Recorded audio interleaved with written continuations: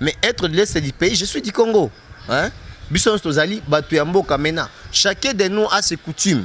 Maintenant, coutume nae. Ngana lobike oyangai coutume est très puissant parce que moi et la mukaka place on a botami. Maintenant, il faut qu'on y ait pourquoi bazo ke kaka estoana parce que monde que moto ezakuna, il y a une étoile qui est là, l'indication, la ligne, suivez les guides. Mais comme que les gens sont ignorants, basa nini, bavandi.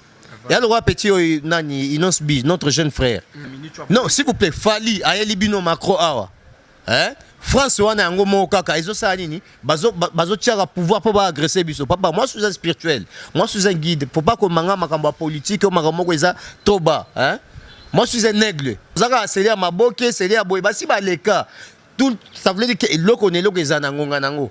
Maintenant, il faut savoir conduire cette étoile-là, savoir les guider. Il y a le rôle à Mitendo, il faut bêta avec mouvement.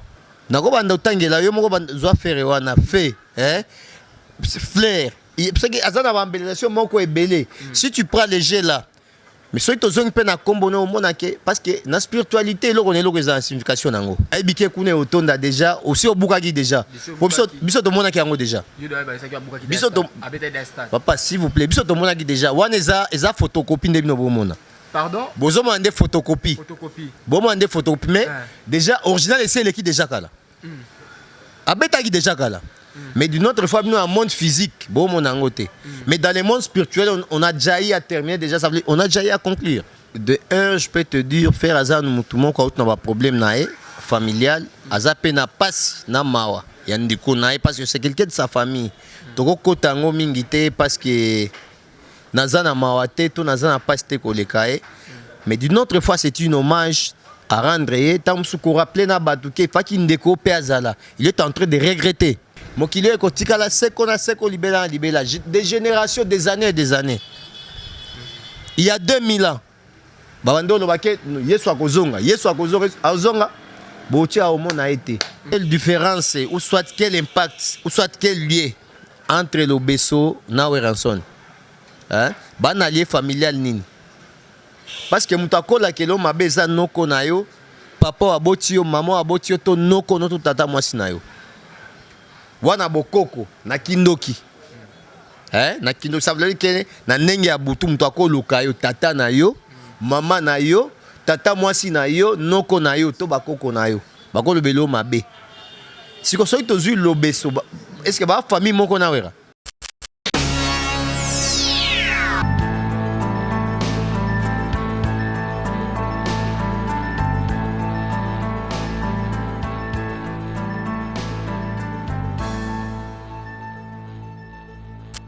Et Fada, thank you Fada, cher ami fidèle, nous sommes toujours au message qu'on a vu sur la chaîne la bino ya Forge TV. Merci vraiment de vous s'abonner, merci vraiment de vous liker la vidéo, merci vraiment de vous partager la vidéo par rapport à l'émission au flash au vérité où est présentée par votre MD serviteur Daddy Mukwaya. Je dis un grand merci à l'équipe mobile ya Forge TV, je dis un grand merci à Jires Mokwa, qui a ma caméra, pourquoi pas na bienvenue bien au Wakapinga, na piso Bambote, pourquoi pas na maman Patricia depuis France, si vous soutenez l'émission au flash au vérité, pourquoi pas na baboni na bisonion sur le lot flash aux vérités dans un guide spirituel. C'est avec lui nous allons nous entretenir tout au long de cette émission. On va parler sur la spiritualité. Spiritualité, actualité aussi se passer na katia mboka na biso to simba vraiment na guide spirituel azongi sous na micro na biso na katia forger pour notre solo lango. Avant d'avoir présenté les guides spirituels, je dis un grand merci à l'assistance ya moko artiste ya mboka Papa Makaya. Merci vraiment d'assister à l'émission. Vraiment ça fait vraiment plaisir d'être là avec nous Papa Makaya au hasard en assistance à l'émission. Non, c'est un Jires Mokwa au hasard c'est ma caméra font capter présenté invité na ramko lelo. Bonjour guide spirituel. Bonjour ndeko journaliste. S'entendez Nangolu ya Mokeli. Lelo sozongi susu na katia chaîne abiso ya Forger na flash aux vérités.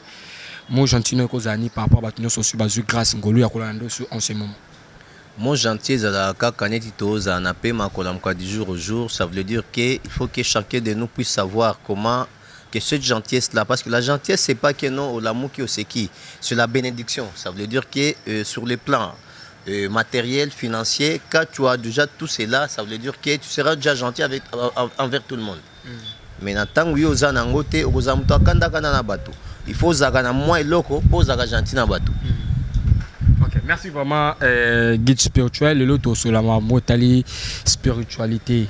L'autre, on a un bakio, il y avait des commentaires, il y avait aussi des réactions. Bah, tu vas bien acquis. Bah, le bioza, il y a est du pays. Bah, nous bioza, est du pays. Nous, c'est qu'il y a d'ajobi, que non, moi, il a mon est et que non, là, ouest. Mais nini, la plupart, il y a des guides spirituels, la plupart, il y a bateau au bataille spiritualité, la plupart, il y a banganga. Ming na Congo central, na Congo central, c'est rarement un guide spirituel qui a vraiment ma spiritualité, mais à est. Ndeko, je pense que si j'ai wana to simbela ki la fois dernière, je t'avais dit que elo kwa ne uti nangate. Na kela si na ebité so tango ko limbisanga, d'une autre fois na bengi otangate. Quand on nous apprend à l'école que le soleil se lève à l'est et se couche à l'ouest. Tant que la mouka, je ne sais pas s'il y a débat. Que les gens viennent devant moi. Tout ça le débat. Balobi et la mouka kakuna et qui est kolala. Et à l'occasion de Pélissimo, tona montezo kende okufa. Des choses, il y a une grande différence. Moi je dis bien que je suis de l'est du pays. Mais être de l'est du pays, je suis du Congo. Hein? Chacun de nous a ses coutumes. Mutaza coutume nae. Ngana lobike oyangai coutume eza très puissant parce que moi et la mukaka place on ngana botami. Mettons ba eza très puissant moi la mukaka ici ko botami. L'autre monde ba na kata est ba massacrer bateau, ba violer ba maman. Ok, tout ça, mais vous êtes là comme ozo kene musika oyebi balobi babwaka kalibanga na mbuma oeza osani ya gotela. Ça veut dire qu'il y a quelque chose, il y a une étoile qui est là. C'est pour cela que ozo mo bato nyo sto okende kuna. Mais bazo a toujours confondu. Hein? Okende te na nzete omonika ke lo mo wanjo boka ngo mabanga. Mindele, les États-Unis, les Amériques ou comment France, Égypte, tout. Bateka misuna bango na este point. Hein? C'est pas pour rien. Hein? Maintenant, il faut qu'on y ait pourquoi bazo ke kaka estwana. Parce que monde que moto ezakuna, il y a une étoile qui est là, l'indication, la ligne, suivez les guides. Mais comme que les gens sont ignorants, basa nini, bavandi. Il y a le roi petit nani Inosbi, notre jeune frère. Au moins te mikolo yo pour petit amonique ora na ezanini, eza coopérabi non. Il faut tout la confusion entre manché et comment. Hein? Tant Inosbi par rapport à propos de tenir qui non il y a rwandais. Bon vraiment na landi na nute ke no alobi aza rwandais. Ngana landi alobi ke no ba bengi akende ko beta si il a un concert o ba bengi si a beta na Rwanda, il est là pour aller le faire. Parce que sa carrière il est dans ce domaine. Bato ebele bakenda bakofi ba beta na Rwanda, bato akatsaka Congo Brazzaville awa, bato akenda Rwanda. Moi-même, je viens d'être là. Nous n'avons pas un problème avec le président rwandais. Nous n'avons pas un problème avec les Rwandais. Nous avons qu'un problème avec le président rwandais. Et ça, le Congo Brazzaville. Hein? Le petit a bien dit. Babengi si akende ko livrer concert, ko livrer nae. Il y a un problème na bande ko na biso ba Rwandais wana te parce que baza pe na makita ko biso. Mais azande na problème notre fois le président rwandais. Kokanisate ke mukwa tombolo bato nyonso tunde bolinga e lelo tokomo yoka bato no mukwa tombolo biso to sabu eza nini eza ba ça veut dire que chercher comment séparer les gens parce que je ne vois pas un Muluba, je ne vois pas un Mouswahili, un Mukongo, un Mungala ou comment. Je vois que l'ethnique il y a ba congolais biso tozali nini ba congolais mboka mo boko papa mo boko école pe moko. C'est ça que Mobutu nous disait. Le tour à l'authenticité. Maintenant, tu perdre ma faculté. Tu perdre la faculté. On a eu appuyé Innocent, Innocent est capable de en Rwanda ou appuyer. Mais tout le monde qui a notre musicien Fali Aboyaki. S'il vous plaît, Kofi a joué en Rwanda. Kofi a sa clip en Rwanda. Même pas Kofi, même Fali aux autres. Beta Rwanda. Non, s'il vous plaît, Fali a Elibino Macro Awa. France wana yango mo kaka ezo sa nini bazo tiara pouvoir pour agresser biso papa moi je suis un spirituel moi je suis un guide faut pas que manga makambo politique ou makambo ko eza trop bas hein moi je suis un aigle faut pas que manga bilo moko mike papa s'il vous plaît ses propos ça langage que lui na moni pelo wa mabe o alobité ya osa commerce nae Moussa ne yango wana Moussa lo abikelaka eza lokola yo babengisi yo no ndeko nana posa tokende osala émission na Zimbabwe yo okende te ya no langa kasi okete ozangi réponse te ba question eza yo ba réponse eza ngame na tuni okende te okete yezo sa Moussa nae aoluka kwanga nae yo appuyer innocent guide spirituel appuyer innocent parce qu'à Moutabino Est. Donc, Moutouna Bissote, c'est un Congolais comme moi, tout le monde connaît Innocent, connaît sa carrière, Moutouna surtout à Ebi. Botika, ce qui, moi, na ngenge na botika, et appela na motora na peli. Et là, on est là, ils en étape nango. Vous comprenez? Net yo tanga Moutouna Makaya. Baza ba artiste parmi les vidéos, les Makaya, ba ça succès na bango, ils ont moment. Tozaka accéléré à Maboke, c'est à Boy, basi ba leka. Tout, ça veut dire que maintenant il faut savoir conduire cette étoile là, savoir les guider. Il y a le rôle à Mitendo, il faut bêta avec mouvement. Okay, merci vraiment guide spirituel toujours sur la toujours ma métal spiritualité. Lelo tout le monde concert au réseau pesa vraiment boulu qui na Kinshasa, na ville à Kinshasa. Concert oyo ya Ferrego là to chomona ota osala spot publicitaire to yambaki bato belé to yambaki bato musuba décortiquer qui spot publicitaire on a ba science et tout consort état que guide spirituel côté la spot publicitaire to non la spot publicitaire on a ya Ferrego là j'espère que Kolanda qui en oya Marty Kolanda ou pas Kolanda c'est quelqu'un qui est en train de faire son travail c'est monsieur à encourager vraiment mon frère Ferrego là va de l'avant omoni na utuko loba awa eloko ne loko ezana tango nango elo ne loko ezana étape nango la fois dernière na lekaka na plateau no awa otunanga esu makambo a faire na epsa ke stade ne obeta plein ferre e bani na lettre ni F okopesa nga ba signification F oyo yebi il y a les faits nako banda utangela yo moko banda ferre wana fait flair. Parce que azana bambelation moko ebele. Si tu prends les jets là, mais ceux qui ont peine à comboner au monde parce que la spiritualité là on est là que signification nango. Matiti nyo seza nundate. Matiti nyo seza nundate.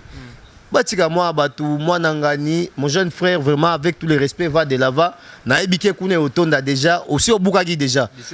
Biso to monaki yango déjà. Biso to papa s'il vous plaît biso to monaki déjà. Wana eza photocopie ndebino bomona. Pardon? Bozo mande photocopie. Bozo mande photocopie mais déjà original c'est l'équipe déjà kala. Abetaki déjà kala. Mais d'une autre fois, nous, dans le monde physique, bon, mon angoté. Mais dans le monde spirituel, on a déjà eu à terminer, déjà, ça veut dire, on a déjà eu à conclure. Vous conclure dans le monde spirituel. Tu conclure déjà. Avec un stade plein. Oh, il y a un événement, tout nanga. Mais pourquoi quand on a un sport public, tout le monde a une image de qu'on a allé qui n'a gigo là. Est-ce que ça là qui on peut encore rendre hommage ou bien comment? Parce que Bélé va pas prendre les oreilles longues allé qui n'a gigo là les canassimana. De un, je peux te dire, faire hasard nous tout le monde quand on a un problème naé familial, azape na passe na mawa. Yandiko naé parce que c'est quelqu'un de sa famille. Toko kotango mingite parce que nazana mawa te to nazana passe te kolekae. Mais d'une autre fois c'est un hommage à rendre et tant souko rappeler na batuke faki ndeko pe azala. Il est en train de regretter pourquoi son frère n'est pas là. Parce que moi je dois te dire que mutu oyo azala kana pouvoir sur mutu. Ezana nu mutuye moko. La personne de moi-même, nous avons pouvoir sur Ngamoko. En dehors de ça, il n'y a que le Dieu créateur. Mais tant que nous faire à ça, ceux qui gigo là, à ça, ceux qui boue, je ne sais pas. Il faut que vous pas Mukuna, bah vient à Bino et à Sima Kominoana. On va jouer terrain, bah tu vas s'approprier en gros. Ça m'engage que moi. C'est un homme dédié quand même. Ça m'engage que moi. Peut-être homme dédié tangelanga kabundu alesa tangelanga nani Dominique Kondempolo. Wanga neti kabundu alesa. Et à mutu ozangi mbongo ya kofuta ndako apesi yo. Ba Kondempolo et tous les parcelles là, hein. Ozozanga na mbongo ya transport, pesa na mbongo ya transport zonga makolo nzambe akosala ken nzambe. Akoyaka mkonini. Nzambe wana obo yebisa bato akoya kate ndoto ababa.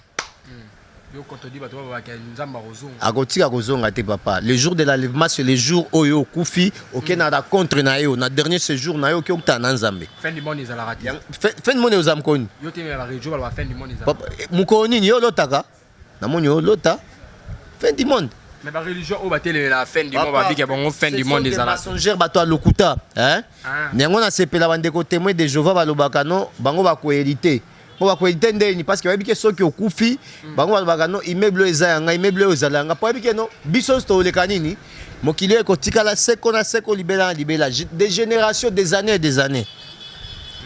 Il y a 2000 ans babando lobake Yesu akozonga azonga bochi a omona été. Retour à Yesu ezala raté. Bien tu voyez biso ezalaka nga na ebité ba pasteur a ebike Yesu akozonga ay opesanga date na jour tokotaki l'an 2000 no ba misi batu enzele kuluso no boye Yesu azoya woteka biloko batu ateka mapango batu batikala ba pauvre so tozaki na petite séminaire batu ateki biloko ke Yesu azoya aya ti lelo. Ok, voilà, chers amis fidèles, on continue toujours l'émission La Bisso. La 4, il y a l'émission La Bisso à Flash aux vérités. Guide spirituel, Tony Toyeba. Tout non vraiment exact, vraiment il faut te poser Toyeba. Yosa Mouta Est. Est-ce que c'est vrai? Bon,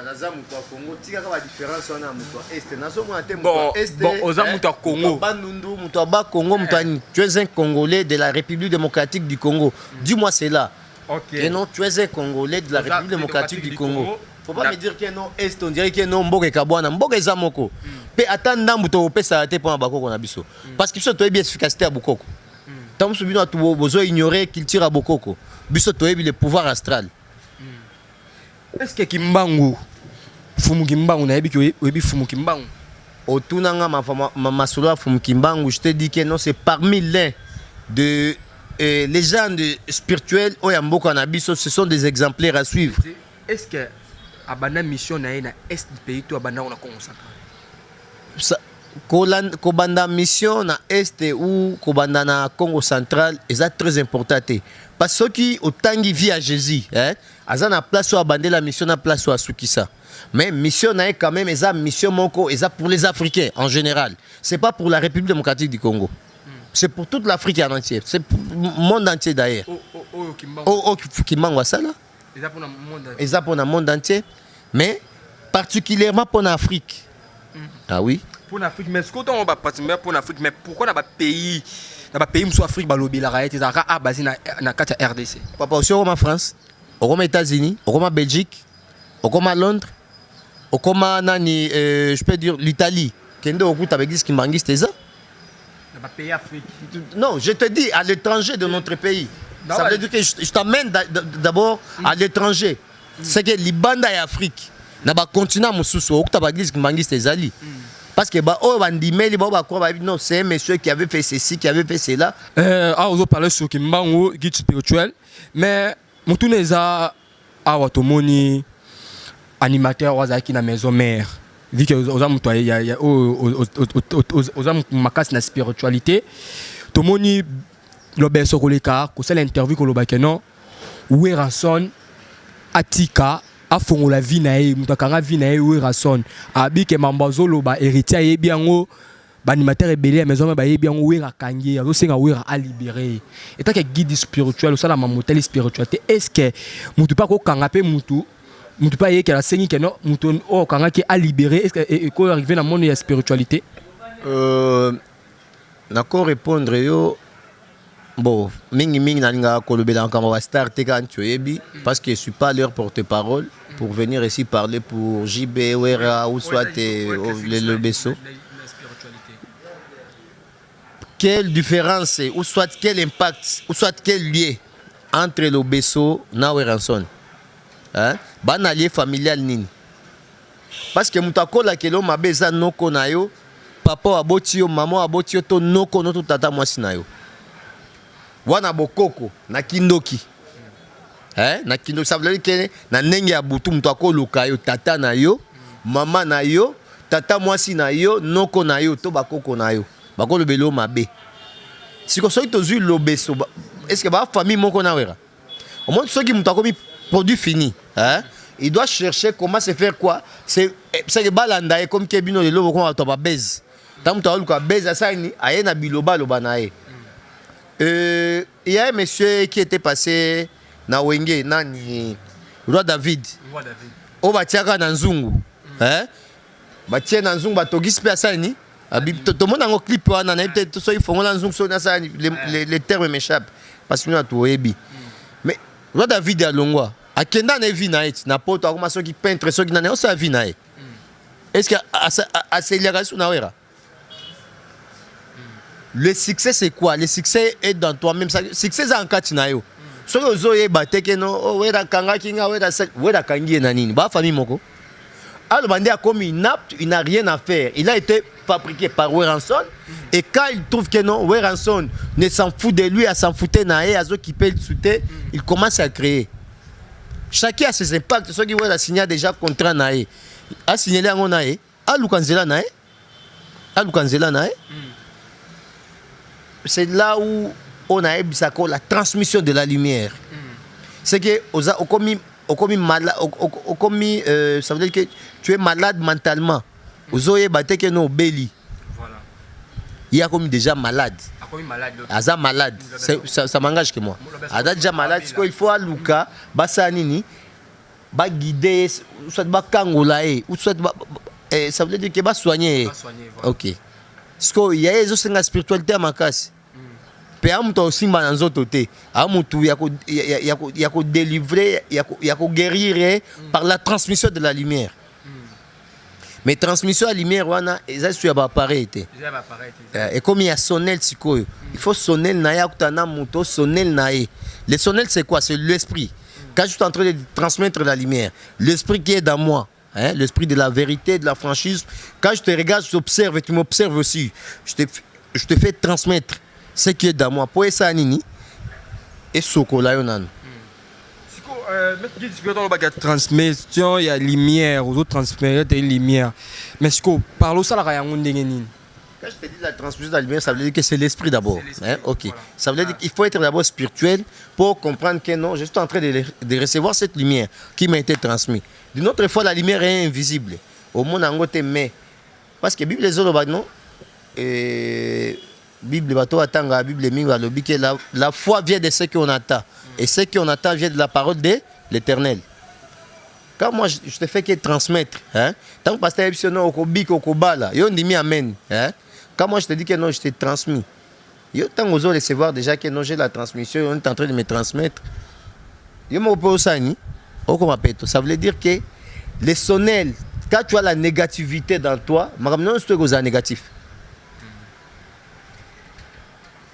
Net monsieur wana ozotanga wana amuto négativité yango basila bango nini te biso sto yebi yo yebi basala bango ya osala mais d'une autre fois sikoyo babiloko moko tang baya otala pe babiso ba oyo osani na biso zonga posa nini oyebela ka boye osani oke libela tamuswa wera wana bajibe bana bazongaka yo zonga te. Ok, voilà, Guide Spirituel, continue. Tu ne savoir faire na yo. Exemple, je parle de Balaliboso, Yakolanda yo, savoir faire na yo, dans le monde des esprits. Où ça la ranini? Le savoir faire, na yebsako maintes fois au Lexango, tu n'as question à Nambo. D'une autre fois, pour na ba omsuso balandite. D'une autre fois, on a bloqué familialement. Ozana pota moko ebika kate yo mo mituna ka poto na kenda poto ebika kate o l'équipe apparaît belé oh non ba ciao non apparaît oh yo sala boye apparaît ça ba lumière ba rayon soleil avec cela ozo le kaboye ozo le kalibal ozo zo libala to ozo le succès ozo succès to ka mwana ozo le ka ozo boye ozo zoate pourtant musoza jana et la kelima be alibota maintenant il faut non ozo ça le et laquelle m'a bien libota parce que bateau ba loka peut pas kufa. Mais il faut savoir chercher les esprits là. OK ne ko la musa milimo mabe wana. Ouais laquelle mabe le ba mabe liboso na yo likolo na yo. Poto sani to yeba comment ko récupérer esprit na yo. Maintenant misala biso to butu. Po biso to butu na mo itozali. Nous contrôlons. Maintenant yo kenda poto non pe lupangu te depuis banda pe théâtre OK pe liboso te toyi bango pe ebele batuna kaka bakomoleka bakomba baninga asali boye ake pe poto azongi mais bato otika na Congo pe baokende likolo koleka pe yo mais ocomprendre te zonga na mboka mutu nyonso azonga na mboka po simba kisi il faut simba kisi na kati ya mboka na yo kisi basimba yango libanda te oke poto papa ngam na oloba mutu na mutu asimba kisi na mboka ne place bakoko ne baza place bancietre baza voilà yo tango okende osimba kisi ya mundele kisi ya pays mosusu bakoko no baza kuna te chacun a ses origines et ses ancêtres et nos ancêtres collaborent il faut baki biso toza baafricain bakoko na biso ta musunga aza congolais ya RDC Kinshasa yo za congolais ya Congo Brazzaville o aza gabonais mais nous sommes des africains bakoko na biso baza nini place moko bako soke non c'est Dieu qui avait découvert la mouchi du fleuve Congo boye bako na biso bazaka pi bamona kango te bako na biso bazaka déjà ba biloko nyonso tout bon eza mundele ndi azoela biso histoire ya okosa yo aflué yo aelio bible tanga mais bible wana double Blansard c'est mbeli aminu mibale tanga ngo bien mingi et tanga apocalypse mingi tanga apocalypse Salomon nzambe ayebisi etongelanga temple azana ba maçon azana ba maçon ba mabanga wana minene wana oti lelo monde mombemi tuna ke banda osala mandeni ni e matandeni po ekoma kuna yo bato bando sala na ebité. Il y a des choses qu'on appelle les esprits. Dans les mondes, il faut savoir qu'il y a les mondes des esprits. Hein? Les gens qui peuvent venir à travers la nuit, basali import, export, basali transmission. Ou soit memi ba fargo moko boyo comme on a été. O mituni ndeni eloko wana ekoma likolo kuna. Owa tumusu aloba kono kulutu nanga jibe mpe anda mba ba chinois batonga kaka na butu. Po ba viana pe ba tout moko ba mona déjà po ba consulta ba leka pe ba comprena déjà. Hein? Tant que les Chinois tonga na butu. Ponya tonga miso batute po bato amona. Temple à Salomon ana kota na Bible. Benga bango bato a Bible ba expliquer yo. Atonga ngondenya atonga na miracle ba bilo mususu ba anjona ekoma kuna ndenge nini. O atati lelo anje moko ba luki anje tombo lelo koyo ekokoka te. Mais na sikoyo ekoma kuna koma. Mystique. Monde des mystique. Tangu ye mo wakili alobi moye ezala mulili ezala mbisi ezala azoba maloba kaka ti est-ce que guide spirituel est-ce que pour ça la service que l'homme na libala azobo tati bakane comme belé papa baya makamwa na ebisa ko baya bilima on peut savoir bilima te papa bilima nde nini ozobo tate pourquoi il faut que tangu nzambe akeli mutu alobi tokoyeba nzete na mbuma nango o ezobo tate faut sani kokata yango c'est biblique nzeto ezobo tate faut sani kokata yango bakoyeba nzete na mbuma nango c'est que baso wa obo tate mbali wa obo tate baba to akolapide parce que mutu normal il faut abota so luki mona il faut zwa mwana balobi soki mwana sengi lipa kopesa libanga te so asengi mbisi kopesa nyoka te. Ça veut dire que chacun se demande, quand tu fais tes demandes, tu dois recevoir ce que tu as demandé. Il n'y a que ça. Ok, merci vraiment, guide spirituel. Est-ce que peut s'appeler l'Otali, Kodia, porte-monnaie magique? Mon frère, Kodia d'abord, ils ont notre foi, Lupemba famille. Lupemba famille. Pour nous, Kodia, vous savez que nous appelons la chance. Pour nous, nous avons la chance na yo abotami nango. Nde Kodia. So kindoki, tamusu basalo ndoki, ba utiliser na famille sans que oyeba. Nous frères Koza Kodia. Mais vu des porte-monnaie magique ou soit la chance stylo magique, promotion à boulot, aux en promotion, vous savez que libosote, bah marché, aux en marché, venez nous consulter, on doit te guider comment faire, comment marcher, qu'est-ce qu'il faut faire pour marcher. Hein? Papa, nous avons les magies rouges, les noirs, le blanc, il y a plusieurs magies. Hein? Mais je te dirais que non, magie est zamabé, pour avancer bien, il faut travailler avec cette magie. Il faut tous arrêter clair. Comment on t'indoye dans la société? Qui est basso à t'indoyer société? Qui est basso à t'indoyer à habitabe? Au sel mouki hein? Ah, on va t'indoyer à la société à habitabe zaramabe. Nalobi kaka, nalobi au sel mouka. Nous sommes les guides. Quand je te dis que je suis un guide spirituel, ça veut dire que tu viens, tu m'expliques, non papa, j'ai un problème, boé, tokoko, to profondeur, tokota là. Qu'est-ce qui ne va pas? Tokota là, pas, t'orienter. Ok, merci vraiment, guide spirituel, comme la souka émission, la biso mot de la fin, cause à Nini. Papa va dire que grâce Ngolo Kolanda en ce moment, le numéro de téléphone. Mot de la fin, cause à Nini. Je pense que dernièrement, les cas qui a, na ebisa kiyoke, okomone eloko moko ekoleka, okomi tuna eza nini. Na ebisa kiyo makambo mai, mai ekobwaka mai ekoboya yamba mai. Je pense que au moins tant que vous m'avez qu'on a biso na site Kivu. Na ebité bino oza to internet. Au moins qui rivière moko ezo ya ko sanga na kati ya la Kivu, mais là qui boit ko yambango y refoulé yango. Je pense que vous avez cette image là pour vous dire que no biso toza bato déjà nzambe alakisa biso. Volcan Iragongo yo et ucho linga ko sa éruption. Je t'avais parlé de cela. Omoni eloko na ko loba ya suka biso toza ba prophète to basali nzambe te ke no prophète to msali nzambe azola kisa boye to boye.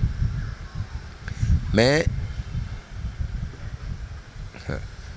toi na déta na suki on a fa ba élection toi na déta mon pépé moko mabeko ya les hommes politiciens ba obino bokambaka boyeba boya au consulter biso to banda ja ko la kisa bino ba itinéraire nzela ni boko leka parce que tozana eloko mo wa camaralei si je me trompe pas un enfant trouva tout à coup des chemins. C'est une demande partir à gauche ou à droite, venez, on doit vous dire quel chemin que vous allez. Malobananga. Yango wana bayo kiti. Numéro de téléphone. Numéro de téléphone plus 243 9 98 35 13 70 plus 243 9 98 35 13 70. Ok. Merci vraiment, chers amis fidèles. Nous sommes arrivés à la fin de notre émission. C'était votre humble serviteur Dadi Moukoya. Je dis un grand merci l'équipe Mobimaya Forgetif. Je dis un grand merci à la Jires Batouli Ozaï qui n'a pas la caméra. Pourquoi pas la maman Patricia depuis Paris, on doit soutenir l'émission. Oh, pourquoi pas na bienvenue bien nous depuis Wakapinga, on a pu se voir en beauté. Pourquoi pas en assistance, il y a notre artiste et comédien Papa Makaya. Merci vraiment de nous assister à l'émission. Ça nous a vraiment plaisir. De toujours dans le Wanasuka émission, numéro ya guide spirituel, les gens affichés. Bingaye, toutes les questions à Zawana pour nous servir. Bino, commenter, partager, liker vidéo et ça là vraiment bien. De toujours dans le Wanasuka émission. Bafwa, Bachala, vite ami collé. On se retrouve à la prochaine. Bye bye.